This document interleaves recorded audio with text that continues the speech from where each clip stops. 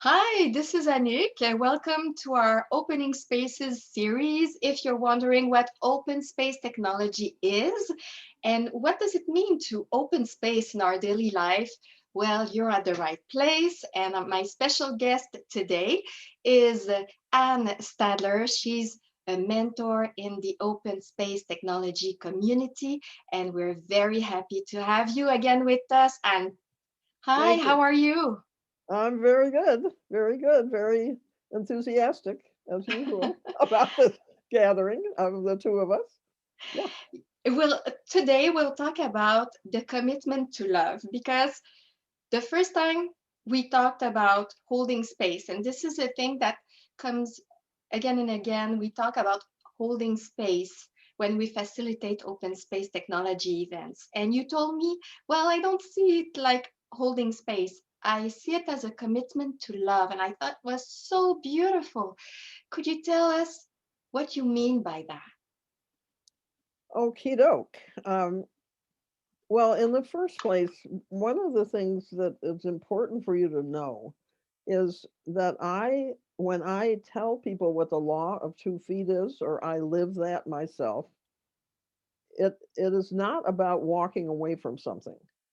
It's actually about walking in alignment or in the flow of the call of love. What do I love? What do I really care about that I want to take responsibility for? And that I feel all the time. I'm drawn to do that.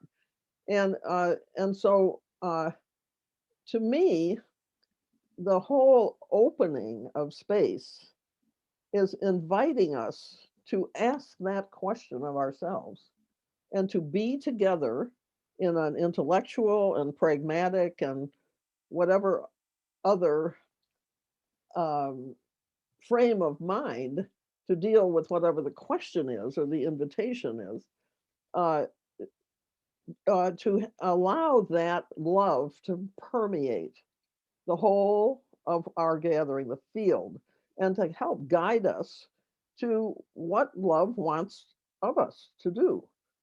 I feel like that's the life force. That's the thing in relation to the life force that is the spiraling capacity, the connection to the whole field and to all of the diversity and history that is assembled in any circle, both living in the right in front of us and the ancestors, the people who've lived there before, et cetera, who are part of the space anyways, whether we know it or not. uh, so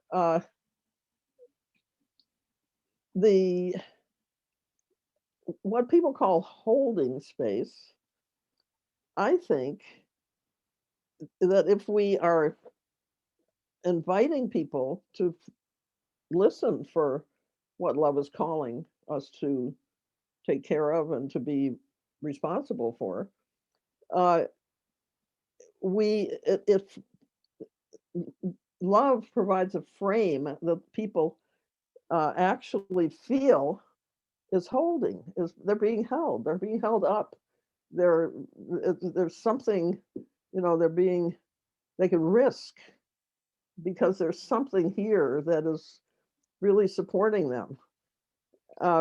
So, you know, but it's not holding this way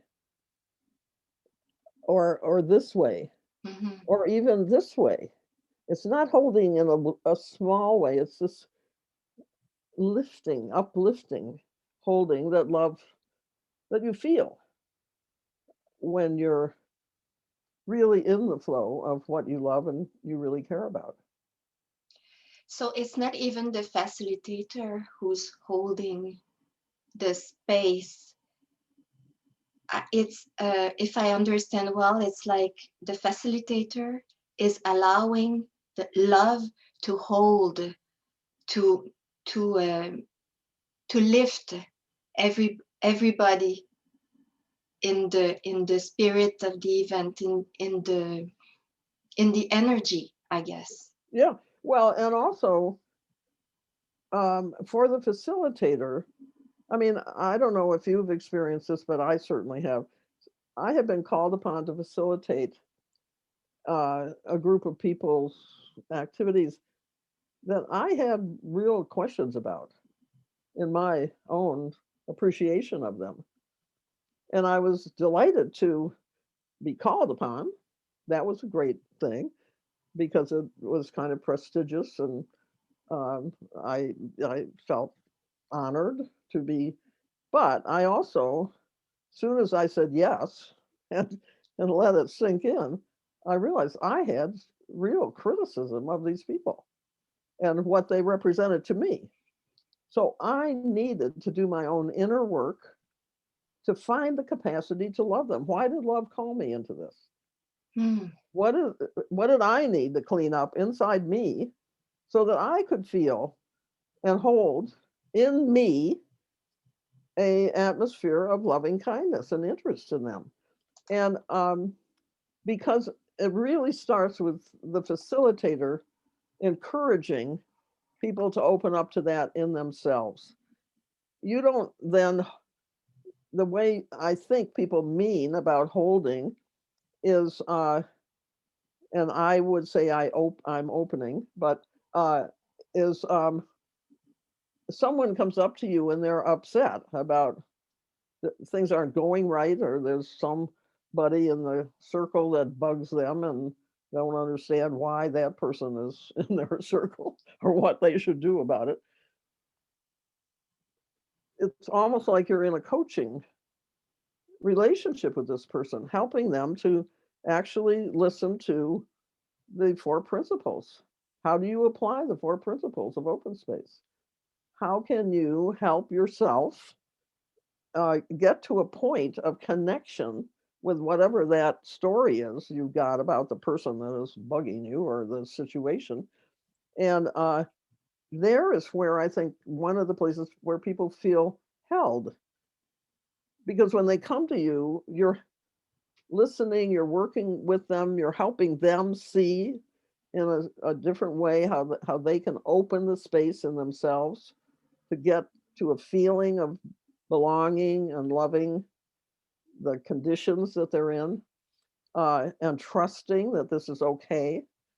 Um, so it isn't so much that uh, it, there are little ways that the facilitator essentially supports that in everyone and isn't the only one that's doing that. If you see what I'm saying, both Mm-hmm. in terms of what you say and what you invite people into, and also how you respond to them when they come up to you with a sense of disturbance or a need for kind of, okay, how do I get over this uh, impediment? Mm-hmm. Yeah, it was. Did I respond to? Did I catch Yes. what? Yeah. And there are many aspects of the commitment to love. You talked about the cleaning of the facilitator, cleaning oneself, Uh-huh. and I experienced that many times just before I was about to facilitate an open space technology event. A fear would come up. I Mhm. would be scared to not be enough, not be good enough, to face a conflict with one of the participants, to be rejected. Uh, all those fears, uh, they would come up, and I would have to look at them face to face and really breathe into these fears in order to let them dissolve, and then go to the event and facilitate the event with this freedom inside of me, this new space that was created by the dissolution of the fear, Mm. the dissolving, because in Mhm. French we say dissolution, but it's the dissolving of the fear. So I found that open space technology was like an accelerator of opening my consciousness, because it made me really realize many fears that were hidden inside of me and which I had to clean in order, or let dissolve in order to be open Mhm. for the facilitation. Mhm. That's beautiful, and I'm loving watching you because, when you speak of it, you're showing me. You were showing me how you dealt with your fears, opening your heart. It's what I was reading from your body, and Yes. and then when you spoke of your mind, clearing your mind, cleaning your mind, you open literally open your mind, and and that is part of the reason I think I have come to this in my own um, experience of opening space is what my body shows me. What my body shows me. And I remember I had an experience with a woman who was a very, she was actually an incredibly uh, revered woman, especially working with men. Uh, in a period of time when that was even more difficult than it is now. and the She was at an open space, and she had told me before, I don't know how you do open space. I don't trust any of it. She was, and but anyhow, she decided to come, and she had there was a conflict between young women and her who were challenging her, and so she came to me and asked me, uh, you know, what am I going to do? Um, I uh, I don't think they're fair, being fair, and I think I do have something that could be um, I could engage with them about. Um, and I said, well, show me what you'd like to do. And she goes, well, I'd like to do this. I'd like to tell them, come on. And I said, okay, I'd like you to try one other thing. How about saying this? Come on, come on. And she started laughing. And really, and we both sat there and laughed because it really was her body showing her that her attempt to grip them and pull them in wasn't going to help very much. But this other, come on. Well, anyhow, she ended up. It was a real milestone. The 3 days she had with these women, with all of us, for her, because finally she could just be accepted for who she was, Mm, and she wasn't defending anything or trying to convince people of something. She was, kind of got into the whole experience of, wow, what's this like when I'm just in it and I'm not running anything. mhm. I'm just, she'd sit over in the corner and she'd do art. And I think she was so surprised at herself because she was having a blast with a couple of other women and talking about all kinds of stuff. Uh, I mean, the kind of thing that she did not experience very often in a public place where she didn't know people. Yeah, yeah, no, this was so there's something about the way we need to listen and notice our bodies responding to things that helps us pick the right word, if you Mhm. will. Yeah, that is congruent with what the body is showing us. Yeah. And also in an open space event, we can listen to our body by also going to the table where there is always snacks and beverages there. They are very important to open space Exactly. technology. I was in an open space event a couple years ago in Montreal, and it was awesome because we were a crowd of maybe 50, 60 people coming from all around the world, all passionate about the performing arts. The conversations would have been awesome. However, the facilitator forgot a very important thing. The only beverages that were offered were water bottles. There was no food, no drinks, Yeah. and it just didn't work. It was not open space technology. And I was inspired for this interview to bring this big orange because I didn't have time to have dinner just before our interview. And I thought, well, if I'm hungry, I'll have it there and I'll just peel it and I'll eat it in front of the camera. It doesn't matter. I will listen to my body. So Yeah. what do you think Oh, about the importance of the table with the food and the beverages? well, remember what Harrison has told us. When you look at a group of people where there's in circles around the coffee and the snacks talking to each other at conferences, they go and sit in rows and listen. But when they really are connecting with each other, they're at the table with snacks and coffee or the coffee machine or whatever it is, talking to each other. Of course, you need food. You need it.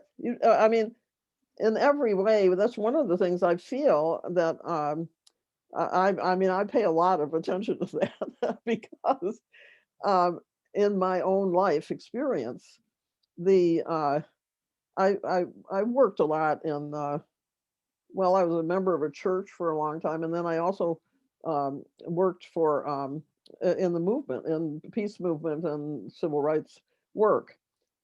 We always had to have food. You did not have a meeting without having food, and for in both cases, this was true. When I got working in a more corporate way with corporations and people, governments, people with in public life like that, where's the food? There isn't any. there, there and, and or singing. That's another one. Singing, or bringing your kids if Hmm. you couldn't find babysitting. This kind of thing. It's the thing that actually creates the trusted field that allows you to take tremendous risks. Is that sense of being nurtured, being held by what is right there in front of you. Yeah, And I feel it's really part of the commitment to love. And in my daily life, for example, when I invite friends or when my teenagers invite their friends home, I make sure that there are bowls of chips and beverages. And even though they're not hungry, it creates the atmosphere, the abundance feeling.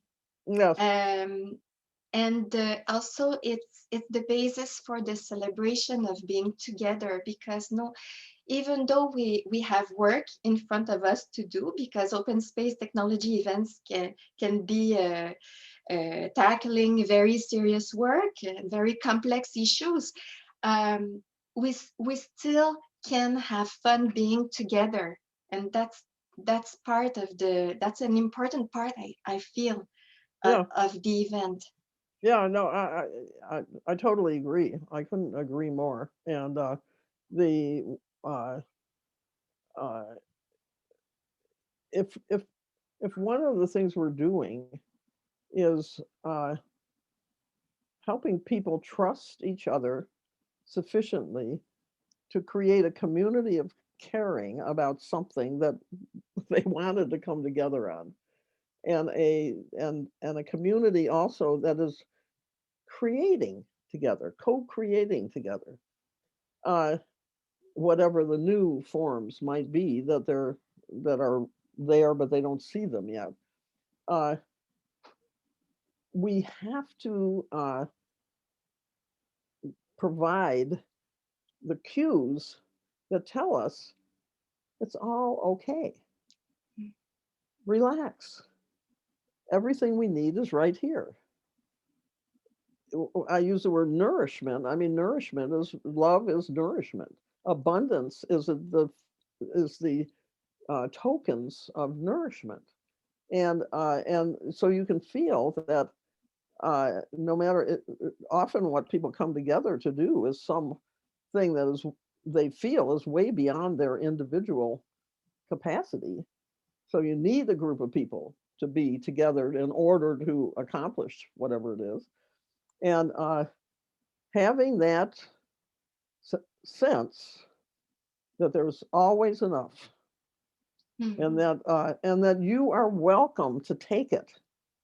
I mean, how many cultures, the first thing that anyone does when somebody comes to the door or says, I don't feel well, oh, would you like a cup of tea? Oh, will you, how about a little soup? I mean, the chicken soup and Jewish mother is a classic example of noticing you need nourishment, and I'm here to give it to you. Uh, so I feel like those are not accidents. Those are signals that as humans we need all these things. We really need them. Yeah, yeah. I was wondering what the heck you were going to do with that orange. It made my It's mouth water. Actually, big. Yes, and it's so good. gorgeous. I'm sending it to you. Oh, Can okay, you got it. receive it? Thank you. Oh, oh, look, I just squeezed it. It's just, Magic. yay. There's also another aspect of the commitment to love I find in the non-intervention of the facilitator. Um, Harrison Owen says that if you feel that there's a conflict or that something is happening that would need your help or your intervention, stick to your chair. Just hold your chair so tight that you won't move from there. Um, what's your what are your thoughts about that? The non-intervention of the Well, facilitator. non-intervention, I think, is critical. I mean, and I think it arises from trusting that everybody is equal to whatever comes to them. And if there's anything I, support in people in coaching, it's that you don't you're being given this because you have the capacity to work with it and to have it enrich your life in some way or other. So let's start there rather than start from fear. And uh, you know ask you to think about that, not me to think about it and give you advice. And so I wouldn't completely agree with him about sitting. I um, I think there are ways that you can um, indicate your interest in people or uh, your trust in who they are and their capacity um, in other ways than sitting and letting them come to you or wander off or solve their problem. And uh, but it's not about talking to them or giving them advice. It's more about beaming at them or or or just and internally and somehow enjoying who they are. I can't say it any better than that, but it's uh, because I think people sometimes do need just uh, a little bit of a feeling you're sort of adding to their own um, power to do something, especially younger people who are, dealing with. There's all these older people. Should I participate?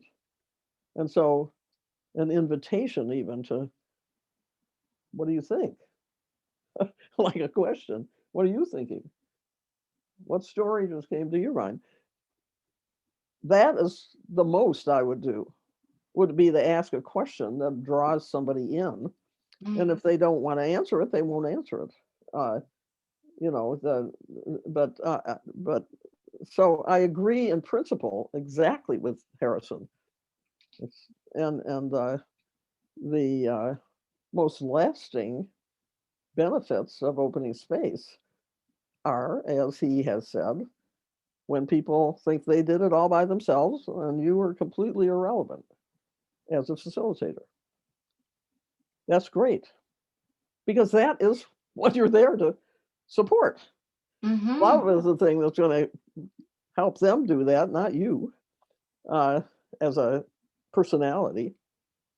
Yeah. And that would be a beautiful new definition of leadership. Mm. When Hmm. you talk about beaming and being irrelevant because people did it by themselves, that would be another great topic to talk about in a future interview. Thank you so much, Anne, for being here with us. Thank you for this juicy conversation again. I'll go eat my orange now. Thank you so much for being with us. Thank you for your interest in open space technology, and see you again later. Okay, dear. Thanks so much. Bye bye. Bye bye. Yeah.